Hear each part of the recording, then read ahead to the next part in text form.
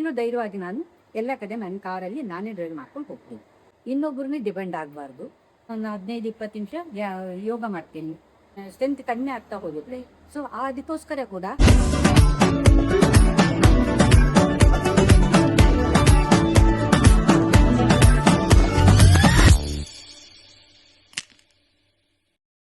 ನಮಸ್ಕಾರ ಸ್ನೇಹಿತರೆ, ನಿಮಗೆಲ್ಲರಿಗೂ ಆರೋಗ್ಯ ಸಂವಾದ ಪಾಡ್ಕಾಸ್ಟ್ಗೆ ಸ್ವಾಗತ.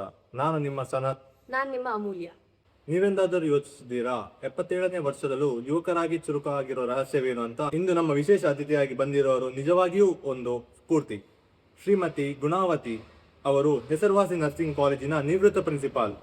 80 ವರ್ಷದ ವಯಸ್ಸಿನಲ್ಲೂ ಅವರು ಚೈತನ್ಯ ನೋಡಿದರೆ 30 ವರ್ಷದ ಯುವಕರೇ ಮುಜುಗರ ಪಡಬೇಕು.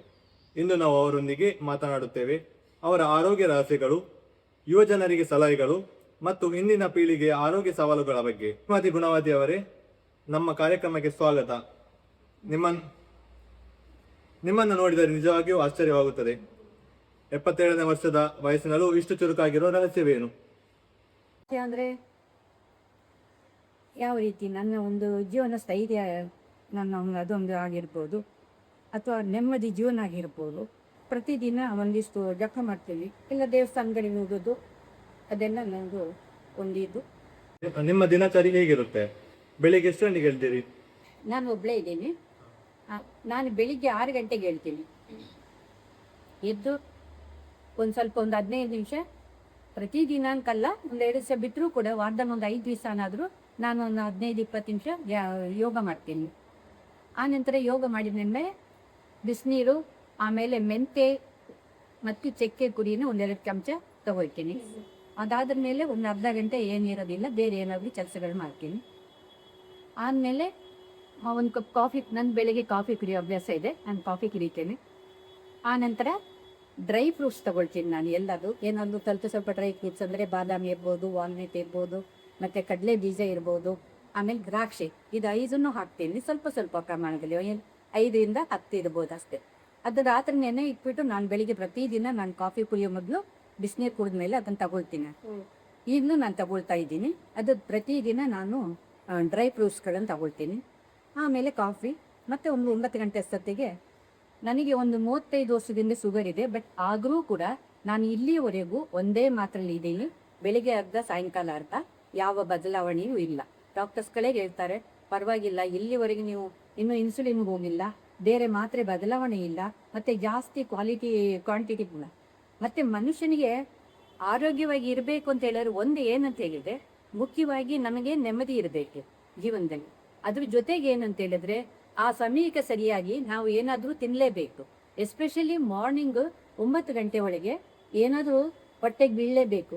ಏನಾದರೂ ತಿನ್ಬೋದು. ನೀವು ಯಾವ ರೀತಿ ತಿಂತೀರೋ ಅದು ನಿಮಗೆ ಡಿಪೆಂಡ್.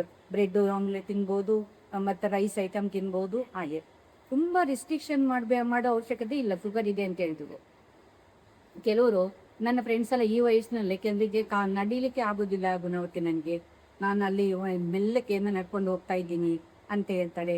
ಕೆಲವರಿಗೆ ತುಂಬ ಶುಗರ್ ಜಾಸ್ತಿ ಆಗಿ ಅವರು ಇನ್ಸುಲಿನ್ಗೆ ಅಡಿಕ್ಟ್ ಆಗಿದ್ದಾರೆ. ಕೆಲವರಿಗೆ ಶುಗರ್ ಜಾಸ್ತಿ ಆಗಿ ಅದು ಎಷ್ಟೋ ವರ್ಷ 20 ಇಯರ್ಸ್ ಮೇಲೆ ನಮ್ಮ ಆರೋಗ್ಯ ಇಲಾಖೆ ನಮ್ಮಲ್ಲಿ ಮೆಡಿಕಲ್ ಇದಂಗೆ ಇದೆ. ಏನಂತ ಹೇಳಿದ್ರೆ, ಮೋರ್ ದೆನ್ 20 ಇಯರ್ಸ್ ಶುಗರ್ ಇದ್ದವರಿಗೆ ಆಟೋಮೆಟಿಕ್ಲಿ BP ಬರ್ತದೆ ಅಂತ. ದೇವ್ರ ದಯದಿಂದ ನನಗೆ ಇಲ್ಲಿವರೆಗೆ BP ಇಲ್ಲ, ಲೋ BPನೂ ಇಲ್ಲ, ಶುಗರ್ ಮಾತ್ರ ಇದೆ. ಬಟ್ ಅದು ಹೇಳ್ತಾ ಇದ್ದೀನಿ, 35 ಇಯರ್ಸಿಂದ ಒಂದೇ ಮಾತ್ರೆಯಲ್ಲಿ ಒಂದೇ ಥರದಲ್ಲಿ ಇಲ್ಲಿವರೆಗೆ ನಾನು ಅದನ್ನು ಮೇಂಟೈನ್ ಮಾಡ್ಕೊಂಡು ಬರ್ತಾ ಇದ್ದೀನಿ. ಆಹಾರದಲ್ಲಿ ಅಂಕ ತುಂಬ ನಾನು ಅದು ತಿನ್ನೋಲ್ಲ ಇದು ತಿನ್ನಲ್ಲ ಅನ್ನುವ ತುಂಬ ಪೊಸೆಸಿವ್ನೆಸ್ ಬೇಕಂತ ಇಲ್ಲ. ನಾವು ಎಲ್ಲ ಆಹಾರಗಳನ್ನೇ ತಗೊಳ್ಳೇಬೇಕು. ಯಾಕಂದ್ರೆ ನಮಗೆ ಬ್ಯಾಲೆನ್ಸ್ ಡೈಟ್ ಬೇಕು.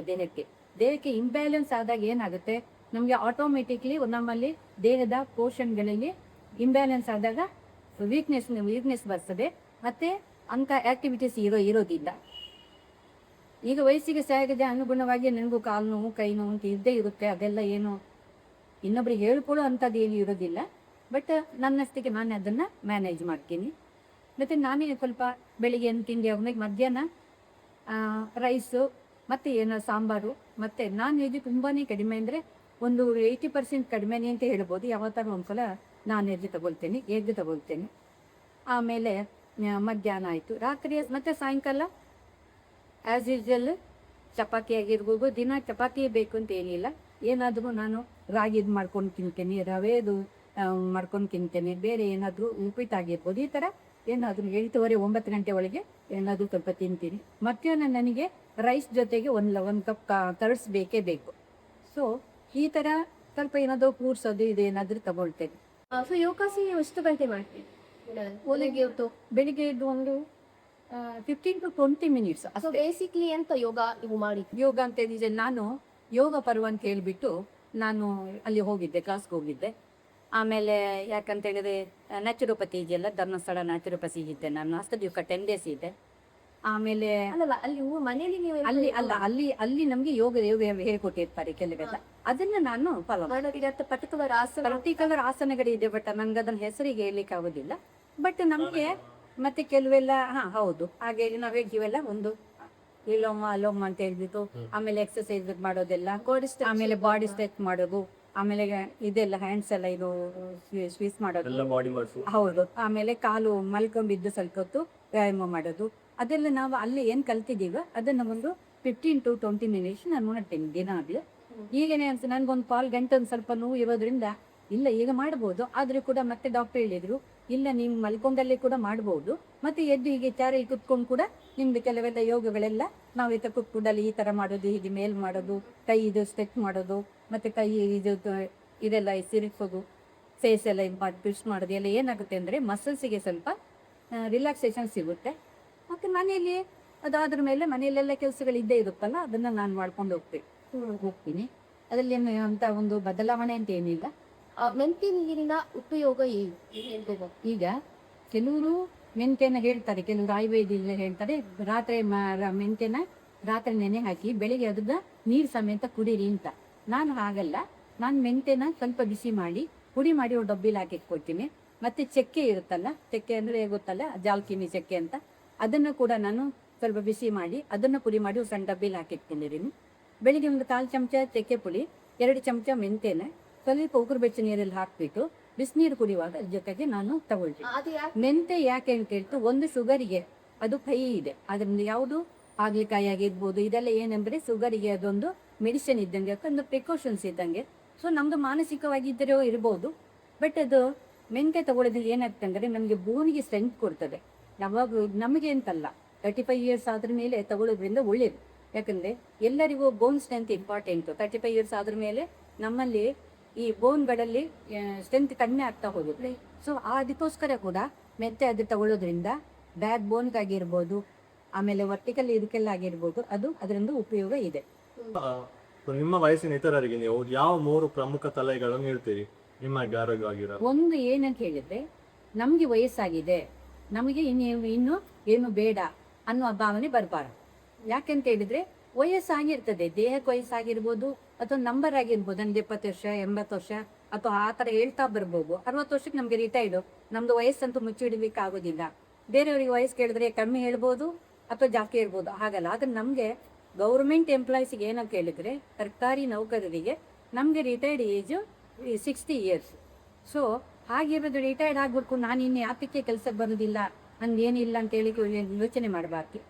ಹಾಗೆ ಅವರು ಏನು ಮಾಡಬೇಕು, ಆ ವಯಸ್ಸಿಗೆ ಏನು ಬೇಕು ಅದನ್ನು ಅವರು ಸಾಧ್ಯವಾದಷ್ಟು ಡಿಪೆಂಡ್ ಆಗಿರಬಾರ್ದು, ಇನ್ನೊಬ್ಬರಿಗೆ ಡಿಪೆಂಡ್ ಆಗಿರ್ಬಾರ್ದು. ಮಗನೇ ಕರ್ಕೊಂಡು ಹೋಗ್ಬೇಕು, ಸೊಸೆನೇ ನೋಡ್ಕೋಬೇಕು, ಮೊಮ್ಮಕ್ಕಳು ಬರೋದಿಲ್ಲ ನನ್ನ ಹತ್ರ, ಅಥವಾ ನಮ್ಮ ಯಾರು ನನ್ನನ್ನು ನೋಡ್ಕೊಳ್ತಾ ಇಲ್ಲ, ಈ ಭಾವನೆಗಳೆಲ್ಲ ಬಿಡಬೇಕು. ನಾವು ಆದಷ್ಟು ಸೆಲ್ಫ್ ಕಾನ್ಫಿಡೆನ್ಸ್ ಬೇಕು ನಮಗೆ. ನಮ್ಮನ್ನು ನಾವು ಪರವಾಗಿಲ್ಲ, ನಮ್ಮನ್ನು ನಾವು ನಡಿಬಲ್ಲೆ, ನನ್ನ ಆಹಾರ ನಾನೇ ಮಾಡ್ಕೊಂಡು ಸೇವನೆ ಮಾಡಬಲ್ಲೆ, ನನಗೇನು ಬೇಕು, ನನ್ನ ದೌಕಕ್ಕೆ ಹೋಗಬೇಕು, ನಾನೇ ಹೋಗಬೇಕು. ಮತ್ತು ಅದಕ್ಕಿಂತ ಜಾಸ್ತಿ ಆದಾಗ ಖಂಡಿತ ಹೋಗಲೇಬೇಕು, ಮಕ್ಕಳ ಹತ್ರ ಆಗಲಿ ಡಿಪೆಂಡ್. ಅದ್ರೊಳಗೆ ನಾವು ಬೇರೆಯವ್ರು ಹೇಳೋದು ಅಂದರೆ, ನಿಮ್ಮ ವಯಸ್ಸಿಗೆ ಅನುಗುಣವಾಗಿ ನೀವಿರಿ, ನಿಮ್ಮ ಆಹಾರನ ನೀವೇ ಸೇವಿಸಿ, ಎಷ್ಟು ಬೇಕೋ ಅಷ್ಟು ಲಿಮಿಟ್ ಆಗಿರಿ. ಹೆಚ್ಚಿಗೆ ಆ ಆಹಾರದ ಅವಶ್ಯಕತೆ ನಮ್ಗೆ ಎಷ್ಟಿದೆ ಅಷ್ಟು ಮಾತ್ರ ತಗೋಬೇಕು, ಹೆಚ್ಚಿಗೆ ತಗೊಳ್ಳಿಕ್ಕೆ ಹೋಗ್ಬಾರ್ದು. ಮತ್ತು ಎಲ್ಲರದ್ದು ಸಲಹೆಗಳನ್ನ ಕೇಳಬಾರ್ದು, ಯಾರ್ದಾರು ಒಬ್ಬರು ಇಬ್ಬರು ನಿಮ್ಮ ಬೇಕಾದವ್ರ ಸಲಹೆ ಮಾತ್ರ ತಗೊಳ್ಳಿ, ನಿಮ್ಮ ಆರೋಗ್ಯ ಖಂಡಿತವಾಗಿಯೂ ಸರಿಯಾಗಿರುತ್ತೆ. ಮೆಂಟಲಿ ಸ್ಟ್ರಾಂಗ್ ಆಗಿರೋದು ಸೆಲ್ಫ್ ಕಾನ್ಫಿಡೆನ್ಸ್ ಬೇಕು ಮತ್ತು ಮೆಂಟಲಿ ಸ್ಟ್ರಾಂಗ್ ಆಗಿರಬೇಕು. ನನಗೆ ನಡಿಲಿಕ್ಕೆ ಬರೋದು ಇಲ್ಲ, ನಾನು ನಡೆದು ನೋಡ್ತೇನೆ ಅನ್ನೋ ಒಂದು ಕಾನ್ಫಿಡೆನ್ಸ್ ಇರಬೇಕು. ನಾನು ಅಲ್ಲಿ ಹೋಗ್ಬಲ್ಲೆ, ಒಬ್ಬಳೇ ಹೋಗೋದು ಹೇಗೆ, ಯಾರಾದ್ರೂ ಹೋಗ್ಬೇಕು. ಯಾಕೆ ಕೆಲವು ಸಲ ನಮ್ಮ ಸರ್ವೆಂಟಿನ ಕರ್ಕೊಂಡು ಹೋಗ್ತೇನೆ ನಾನು ಎಲ್ಲಿಗಾತ ಹೋಗುವಾಗ, ದೂರ ಹೋಗುವಾಗ. ಸೊ ನಮ್ಮ ಊರು ಲೋಕಲಲ್ಲಿ ನಾನೇ ಡ್ರೈವ್ ಮಾಡ್ತೀನಿ. ಅಪ್ ಟು ಧರ್ಮಸ್ಥಳ ಸಂತೋದನ್ನು ಕೂಡ ಹೋಗ್ತೇನೆ ನಾನು. ಹೊರಗಡೆ ಹೋಗುವಾಗ ನನ್ನ ಮಕ್ಕಳೇ ಹೇಳಿದ್ದಾರೆ ಈಗ ಬೇಡ, ಯಾಕಂದ್ರೆ ನಾವು ಇನ್ನೊಬ್ಬರಿಗೆ ಗುದ್ದುತ್ತೇವೋ ಇಲ್ಲ, ನಮ್ಮನ್ನು ಗುದ್ದುತ್ತಾರೆ ಬೇರೆ. ನಾವು 40-50 ಕಿಲೋಮೀಟರ್ ಹೋದ್ರೂ ಪರವಾಗಿಲ್ಲ ಸಾಕು ಡ್ರೈವಿಂಗು. ಬೇರೆ ಬರೋರು ಮೆಲ್ಲಕ್ಕೆ ಬದಲಿ ಸಾಧ್ಯ ಇಲ್ಲ, ಫಾಸ್ಟ್ ಆಗಿರ್ತದೆ. ಸೊ ಅದರಿಂದ ನಾನು ಆವಾಗ ಡ್ರೈವರ್ನ ಕರ್ಕೊಂಡು ಹೋಗ್ತೀನಿ. ಈಗಲೂ ಧೈರ್ಯವಾಗಿ ನಾನು ಎಲ್ಲ ಕಡೆ ನನ್ನ ಕಾರಲ್ಲಿ ನಾನೇ ಡ್ರೈವ್ ಮಾಡ್ಕೊಂಡು ಹೋಗ್ತೀನಿ. ಸೊ ನಿಮ್ಮ ದೃಷ್ಟಿಯಲ್ಲಿ ಇಂದಿನ ಯುವಜನದ ಆರೋಗ್ಯ ಹೆಂಗಿದೆ? ಹಿಂದಿನ ಯುವಜನತೆಗೆ ಏನಂತ ಹೇಳಿದ್ರೆ ಅವ್ರು ಕೇಳಿಸ್ಕೊಳ್ಳೋದು ಕಡಿಮೆ. ಯಾವಾಗ ನೋಡಿದ್ರು ಮೊಬೈಲಲ್ಲಿ ಇರ್ತಾರೆ, ಅಥವಾ ಟಿವಿನಲ್ಲಿ ಇರ್ತಾರೆ, ಅಥವಾ ಫ್ರೆಂಡ್ಸ್ಗಳ ಜೊತೆಲಿ. ಅವರಿಗೆ ಊಟ ಮಾಡ್ತಾ ಇದ್ದೀವಿ ತಟ್ಟೆಯಲ್ಲಿ ಏನಿದೆ ಅಂತ ಗೊತ್ತಿರೋದಿಲ್ಲ, ಮೊಬೈಲ್ ನೋಡ್ಕೊಂಡು ಊಟ ಮಾಡೋದು, ಅದನ್ನು ಬಿಡಬೇಕು. ಆಮೇಲೆ ತಮಗೆ ಎಷ್ಟು ಬೇಕೋ ಅಷ್ಟು ಆಹಾರನ ಅವರು ಸಾಕಷ್ಟು ಪ್ರಮಾಣದಲ್ಲಿ ತಗೊಳ್ಬೇಕು. ಜಂಕ್ ಫುಡ್ ತಿನ್ನೋದನ್ನ ಕಡಿಮೆ ಮಾಡಬೇಕು. ಆದಷ್ಟು ಸಾಧ್ಯವಾದದ್ದು ಏನೋ ಬಾಯಿ ಚಪ್ಪಲ ವಯಸ್ಸಿಗೆ ಅನುಗುಣವಾಗಿ ತಿನ್ನಬೇಕು, ತಿನ್ನಬಾರ್ದು ಅಂತಲ್ಲ. ಆದರೆ ಸಾಧ್ಯವಾದಷ್ಟು ಹೊರಗಡೆದು ಡ್ರಿಂಕ್ಸ್ ಆಗಿರ್ಬೋದು, ಯಾಕಂದ್ರೆ ನ್ಯಾಚುರಲ್ ಮನೆಯಲ್ಲಿ ಏನು ಮಾಡ್ತೀನಿ ಕುಡಿದ್ರೂ ಪರವಾಗಿಲ್ಲ. ಹೊರಗಡೆದು ಜಂಕ್ ಫುಡ್ ತಿಂದು ಕಡಿಮೆ ಮಾಡಬೇಕು. ಕೆಲವರಿಗೆ ಯಾವಾಗಲೂ ಆನ್ಲೈನಲ್ಲಿ ಫುಡ್ ತರಿಸ್ಕೊಳ್ಳೋದು ತಿನ್ನೋದು ತುಂಬ ಹ್ಯಾಬಿಟ್ ಇದೆ, ಅದನ್ನೆಲ್ಲ ಕಡಿಮೆ ಮಾಡಬೇಕು. ಲೈಫ್ ಸ್ಟೈಲ್ ಚೆನ್ನಾಗಿ ಇಟ್ಕೊಳ್ಬೇಕು. ಓದೋಳ ಕಡೆ ಗಮನ ಇರಬೇಕು. ಅಂದರೆ ರಿಕ್ರಿಯೇಷನ್ ಬೇಡ ಅಂತಲ್ಲ, ಬೇಕು, ಆ ವಯಸ್ಸಿಗೆ ಅನುಗುಣವಾಗಿ ಎಲ್ಲದು ಬೇಕು. ಬಟ್ ಅದನ್ನು ನಾವು ಸಾರ್ಥಕವಾಗಿ ಯಾವ ರೀತಿ ಅದನ್ನು ನಾವು ಅಳವಡಿಸ್ಕೊಳ್ಬೇಕು ಜೀವನದಲ್ಲಿ ಅನ್ನೋದ್ರ ಬಗ್ಗೆ ಪೋಷಕರು ಅದ್ರ ಮೇಲೆ ಗಮನ ಇಡಬೇಕು, ಮತ್ತು ಅವರು ಅದನ್ನು ಫಾಲೋ ಮಾಡ್ಕೊಂಡು ಬರಬೇಕು. ಈಗ ಬೇಸಿಕ್ಲಿ ಈಗ ನಮ್ಮ ಜನರೇಷನ್ ಯೂತ್ ಆರೋಗ್ಯ ಡಯಟ್ ಊಟ ಹೇಗೆ? ಡೈಟ್ ಅಂತ ಹೇಳಿದ್ರೆ ಮನೆ ಆಹಾರ ಫಸ್ಟ್ ಪ್ರಿಫರೆನ್ಸ್ ಕೊಡಬೇಕು, ಏನಂದ್ರೂ ಪರವಾಗಿಲ್ಲ. ಆದಷ್ಟು ವೆಜಿಟೇಬಲ್ ಜಾಸ್ತಿ ತಗೊಳ್ಳಿ. ಆಮೇಲೆ ಬೆಳಿಗ್ಗೆ ಮಾತ್ರ ತಿಂಡಿ ಇರಬಾರ್ದು. ತಿಂಡಿ ಕಾಲೇಜ್ಗೆ ಹೋಗೋದು, ಹೊರಗಡೆ ಹೋಗೋದು ಎಲ್ಲ. ಜಿಮ್ಗೆ ಹೋಗೋ ಮಕ್ಳು ಇರ್ತಾರೆ, ಅಲ್ಲಿಂದ ಬಂದ ತಕ್ಷಣ ಅವರು ಫುಡ್ ತಗೊಳ್ಬೇಕು. ಆಮೇಲೆ ಎಲ್ಲರೂ ಬೆಳಗಿನ ಫುಡ್ ತಗೊಳ್ಬೇಕು. ಆಮೇಲೆ ಆಹಾರನ ಕಡಿಮೆ ಮಾಡಬಾರ್ದು. ಅವರವರ ಆ ವಯಸ್ಸಿಗೆ ಅನುಗುಣವಾಗಿ ಆಹಾರನ ತಗೊಳ್ಳೇಬೇಕು. ನಾನ್ ವೆಜ್ ಆ್ಯಸ್ ಯೂಶುವಲ್ ಬೇಕು, ಯಾಕಂತ ಹೇಳಿದರೆ ಅವರಲ್ಲಿ ನಮಗೆ ವಿಟಮಿನ್ಸ್ ಬೇಕು, ಮಿನರಲ್ಸ್ ಬೇಕು, ಕಾರ್ಬೋಹೈಡ್ರೇಟ್ ಬೇಕು, ಎಲ್ಲ ಬೇಕಾಗಿರೋದ್ರಿಂದ ಅದು ಎಲ್ಲದು ಯಾವುದು ಸಿಗುತ್ತೆ, ನಮ್ದು ಆಹಾರದಲ್ಲೇ ಸಿಗುತ್ತೆ. ಆಹಾರದಲ್ಲಿ ಯಾವಾಗ ನಮಗೆ ಪೋಷಣೆ ಕಡಿಮೆ ಬೀಳ್ತದ ಆವಾಗ ಆಟೋಮೆಟಿಕ್ಲಿ ನಾವು ಮಾತ್ರೆಗಳಿಗೆ ಮತ್ತು ಟ್ಯಾಬ್ಲೆಟ್ಸ್ಗಳಿಗೆಲ್ಲ ನಾವು ಸರೆಂಡರ್ ಆಗಲೇಬೇಕಾಗ್ತದೆ. ಆದರೆ ಸಾಧ್ಯವಾದಷ್ಟು ಮಟ್ಟಿಗೆ ಜನರೇಷನ್ ಏನಂತ ಹೇಳಿದ್ರೆ ಹೋಮ್ಲಿ ಫುಡ್ಡನ್ನು ಆದಷ್ಟು ಫಸ್ಟ್ ಪ್ರಿಫರೆನ್ಸ್ ಕೊಡಿ. ಆ ನಂತರ ಇದ್ದೇ ಇರುತ್ತೆ ಹೊರಗಡೆ ಹೋಗೋದು, ಯಾವ್ದಾದ್ರು ತಿನ್ನೋದು ಮಾಡೋದು, ಅದು ಡಿಫ್ರೆಂಟ್. ಜಸ್ಟ್ ಎಣ್ಣೆ ಬೆಣ್ಣೆ ಬೇಡ ಅಂತಿಲ್ಲ, ಎಲ್ಲದೂ ಬೇಕು. ಆಹಾರಕ್ಕೆ ಲಿಮಿಟ್ ಆಗಿ ಇರಬೇಕು, ಯಾವುದಾದ್ರೂ ಅಷ್ಟೇ, ಗೊತ್ತಾಯ್ತಲ್ಲ. ಕೆಲವರು ಎಣ್ಣೆ ಬೆಣ್ಣೆ ತುಪ್ಪ ತಿಂದರೆ ದೇಹಕ್ಕೆ ಆರೋಗ್ಯಕ್ಕೆ ಆಗಿ, ಎಣ್ಣೆ ತಿಂದರೆ ಆಗಿ, ನೆವರ್, ಖಂಡಿತ ಇಲ್ಲ. ತುಪ್ಪ ನಿಜವಾಗ್ಲೂ ದೇಹಕ್ಕೆ ಒಳ್ಳೆಯದು. ಅದು ಅದರಿಂದ ಕಣ್ಣು ಮಕ್ಕಳಿಂದ ಹಿಡಿದು ವಯಸ್ಸಾದವ್ರಿಗೆ ತನಕ ಕೂಡ ತುಪ್ಪ ಒಂದು ದಿನಕ್ಕೆ 1-2 ಚಮಚನಾದ್ರೂ ದೇಹಕ್ಕೆ ಹೋದರೆ ಒಳ್ಳೆಯದು. ಆಮೇಲೆ ಇಲ್ಲಿ ಎಣ್ಣೆಗಳೆಲ್ಲ ಗೊತ್ತಿಲ್ಲ, ಉಗ್ಗರಣೆ ಅದಕ್ಕೆ ಇದಕ್ಕೆ ಅಂತ ನಾವು ಯೂಸ್ ಮಾಡಿದ್ರೆ ಸೋಲ್ವೆ. ಫ್ರೈಡ್ ಐಟಮ್ಸ್ ಎಲ್ಲ ಕಡಿಮೆ ಮಾಡಿದರೆ ಒಳ್ಳೆಯದು. ಯಾವತ್ತೋ ಒಂದ್ಸಲ ನಮ್ಗೆ ವಾರಕ್ಕೊಂದ್ಸಲ ಏನೋ ಬೇಕು, ಒಂದ್ಸಲ ಏನೋ ಮಾಡ್ಕೊಂಡು ತಿಂದರೆ ಖಂಡಿತ ನೆವರ್ ಏನು ಆಗೋದು. ತುಂಬ ಫುಡ್ ರಿಸ್ಟ್ರಿಕ್ಷನ್ ಮಾಡ್ಬಾರ್ದು. ಕೆಲವರು ಹೇಳ್ತಾರೆ, ಇಲ್ಲ ಮೇಡಮ್ ನಮಗೆ ಕೊಬ್ಬರಿದೆ, ನಾವು ಅದು ತಿನ್ನಲ್ಲ. ನಾನು ಯಾಕ್ರಿ ಹಾಗೆ ಮಾಡ್ತೀರಾ? ತಿನ್ನಿ, ಏನೂ ಆಗೋದಿಲ್ಲ, ಲಿಮಿಟಾಗಿ ತಿನ್ನಿ. ಸ್ವೀಟ್ ತಿನ್ಬೇಕಾ, ತಿನ್ನಿ ಒಂಚೂರು, ಏನಾಗಲ್ಲ. ಹಾಗೆ ನಾವು ಅದನ್ನ ಲಿಮಿಟ್ ಇರ್ಬೇಕು. ಅದ್ರ ಜೊತೆ ನಾವು ಬೇರೆ ಫುಡ್ ತಗೊಂಡೋಗ್ತೀವಿ, ಅದನ್ನೇ ತಿನ್ನಬೇಡಿ. ಇನ್ನೊಂದು ಪ್ರಶ್ನೆ, ನಿಮ್ಮ ಫೇವ್ರೇಟ್ ಆಹಾರ ಯಾವುದು? ನೀವು ಯಾವುದನ್ನು ಜೀವನ ಪೂರ್ತಿ ತಿನ್ನಲು ಹಿಡಿದ್ದೀರಿ? ನಾನು ರೈಸ್ ತಿಂತೀನಿ, ನನಗೆ ರೈಸ್ ಇಷ್ಟ ಮಧ್ಯಾಹ್ನ. ಬಟ್ ನಾನು ವೈಟ್ ರೈಸೇ ತಿನ್ನೋದು. ನಾನು ಕುಚಲಕ್ಕಿ ತಿನ್ನಲ್ಲ, ಸೌತ್ ಕ್ಯಾಂಪಲ್ಲಿ ಇದ್ದೀನಿಂತೆ.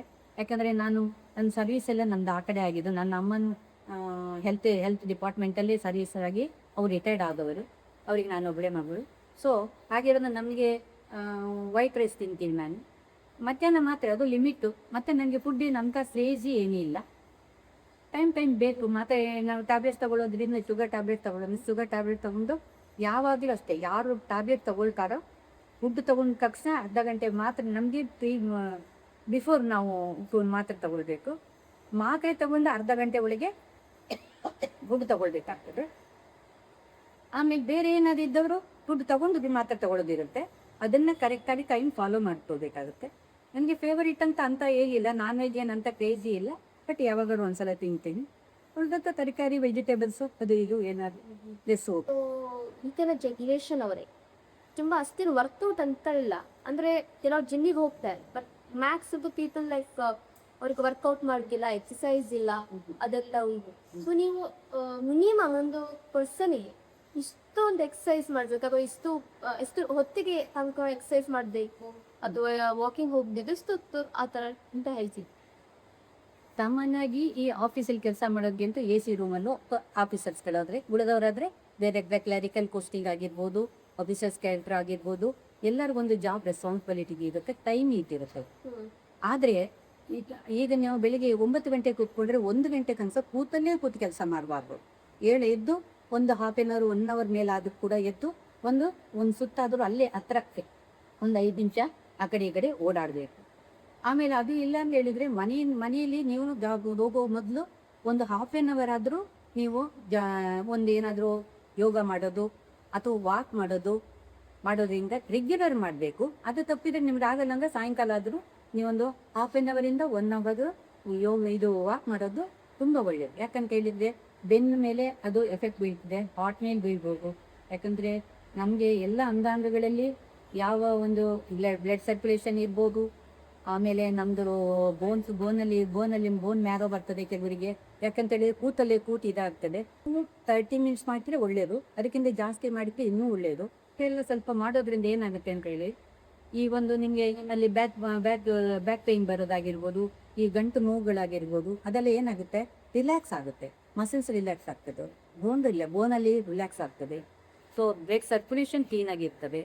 ಈಗ ಹಾರ್ಟ್ ಅಟ್ಯಾಕ್ ಆಗೋದು ಸಣ್ಣ ವಯಸ್ಸಲ್ಲಿ, ಈಗ 35 ಇಯರ್ಸಿಂದ ಸ್ಟಾರ್ಟ್ ಆಗಿದೆ ಹಾರ್ಟ್ ಅಟ್ಯಾಕ್. ಈಗ ಮೊದಲೆಲ್ಲ 50 ಇಯರ್ಸ್ ಆಗಬೇಕು, ಮೋರ್ ದೆನ್ 60 ಇಯರ್ಸ್ ಆದರೆ ಹಾರ್ಟ್ ಅಟ್ಯಾಕ್ ಆಗ್ತದೆ ಅಂತ ಹೇಳ್ಬೋದು. But not in now it is not like that. So ಈಗ ಏನಂದರೆ ಬಹಳ ಬೇಗನೆ ಅದಕ್ಕೆ, ಯಾಕಂದರೆ ಟೆನ್ಷನ್ ಆದಷ್ಟು ಟೆನ್ಷನ್ ಕಡಿಮೆ ಮಾಡ್ಕೊಳ್ಬೇಕು. ಜಾಬ್ ಟೆನ್ಷನ್ನು ಹೆಚ್ಚಿಗೆ ತಗೊಳ್ಬಾರ್ದು. ಯಾಕಂದರೆ ಜಾಬಲ್ಲಿ ಇದ್ದದೆ ಅದನ್ನು ಇವತ್ತು ಒಂದು ದಿವಸ ಇದ್ದು ನಾಳೆ ಇರೋದಲ್ಲ. ನಿಮಗೆ ಸರ್ವಿಸ್ ಇರೋಷ್ಟು ದಿವಸ ನೀವು ಜಾಬನ್ನು ಕಂಟಿನ್ಯೂ ಮಾಡಲೇಬೇಕು.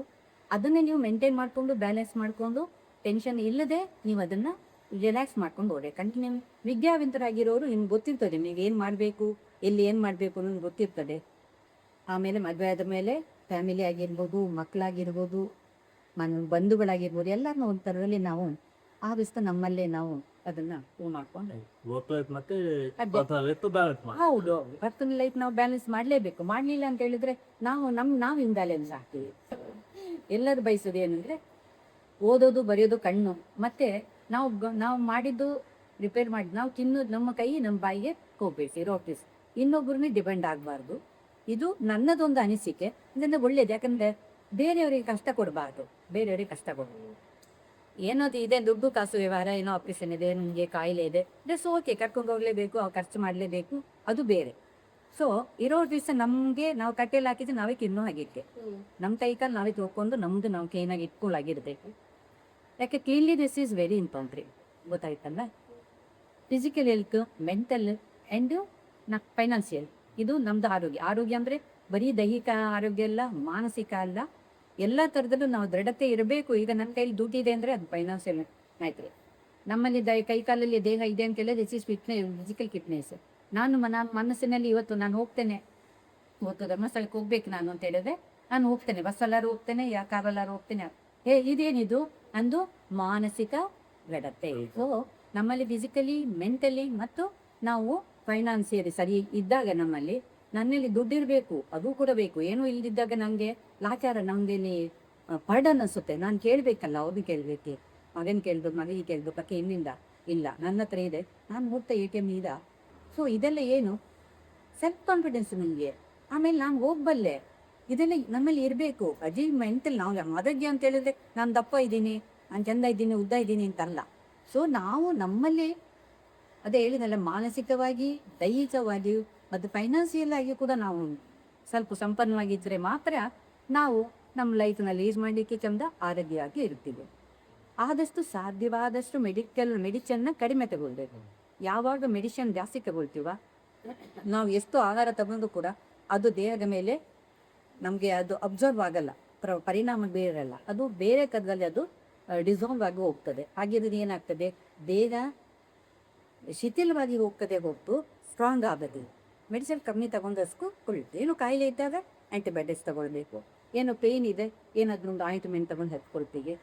ದಿಸ್ ಓಕೆ, ದಿಸ್ ಏನು ತೊಂದರೆ ಇಲ್ಲ. ತುಂಬಾ ಧನ್ಯವಾದಗಳು ಶ್ರೀಮತಿ ಗುಣವತಿ ಅವರೇ. ನಿಮ್ಮಿಂದ ನಮ್ಮ ಯುವ ಜನಾಂಗ ಆಗಿರಲಿ, ಅದಲ್ಲದೆ ವಯಸ್ಕರಾಗಿ ಅವರಿಗೆ ಒಂದು ಒಳ್ಳೆ ಸಲಹೆಗಳನ್ನು ನೀವು ನೀಡಿದ್ದೀರಿ. ಅದನ್ನು ಅವರವರ ಜೀವನ ಶೈಲಿಯಲ್ಲಿ ಅಳವಡಿಸ್ತಾರೆ ಎಂದು ನಮ್ಮ ನಂಬಿಕೆ.